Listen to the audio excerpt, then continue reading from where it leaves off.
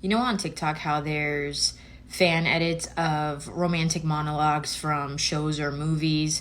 Like there was one that was going around, I don't know if you've seen it, but the girl says, "I'll stand with you between the heavens and the earth." If you haven't seen it, my point is that people are drawn to grand statements, to that passion, to that loyalty. And oftentimes, we discredit how romantic the Bible is.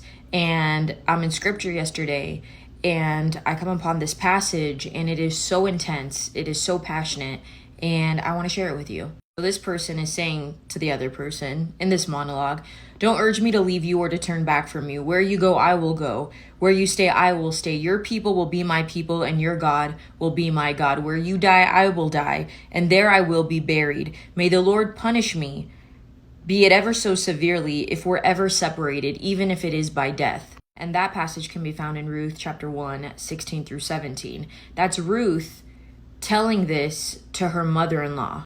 The reason I wanted to talk about this is because oftentimes we'll idolize this romance that we see in movies, in books, and we'll think that this is the ultimate thing.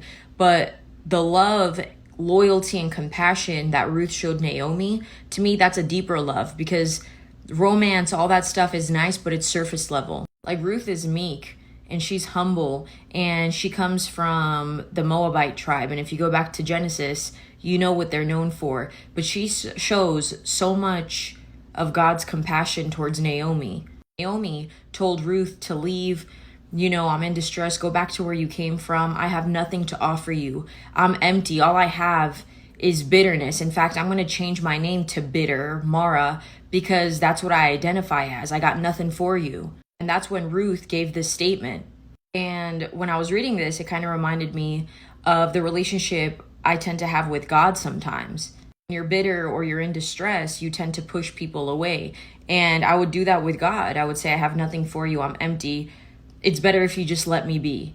But the Lord is faithful even when you're not faithful, even when you don't want him to be faithful. So if you're going through Naomi's bitterness, know that the Lord will never leave you nor forsake you. He's there to stay.